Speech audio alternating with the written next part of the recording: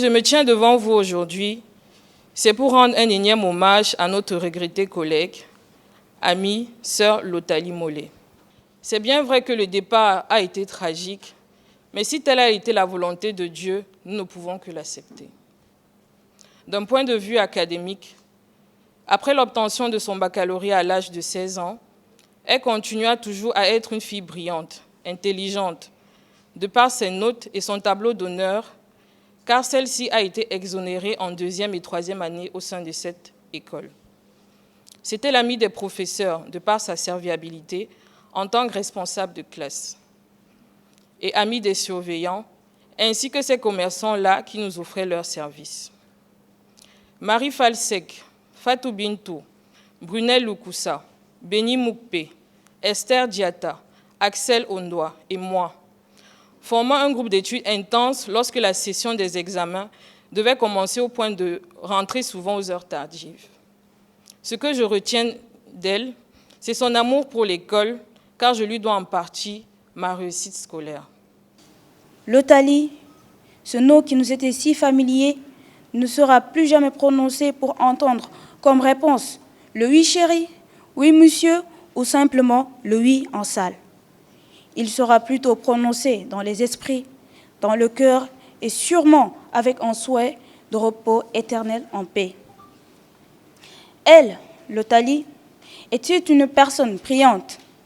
Ses notes, sa bourse de l'école après sa première année l'avaient prouvé. Elle était généreuse en explications et en termes de partage d'idées et d'expériences dans nos cours. Investie est le mot juste pour la décrire par rapport à ses études, car, disait-elle, quand on fait une formation, on doit profiter de cette même formation. L'application des acquis était en elle, et je pense, tous nos professeurs peuvent le témoigner. Le cœur vivant ne se sépare jamais de l'homme, et ce qui nous marque y demeure.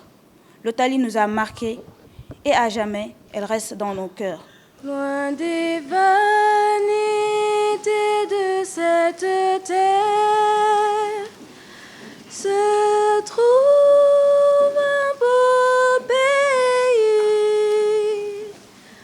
où lui la divine lumière en présence de Jésus-Christ là-haut.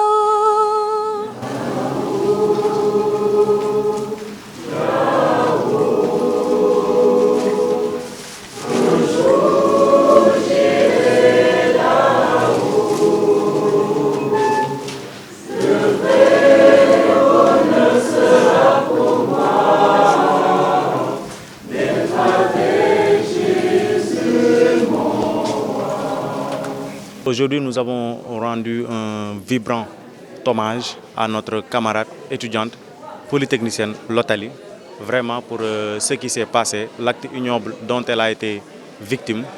Et nous présentons vraiment nos condoléances à sa famille au nom de tous les étudiants de l'ESP.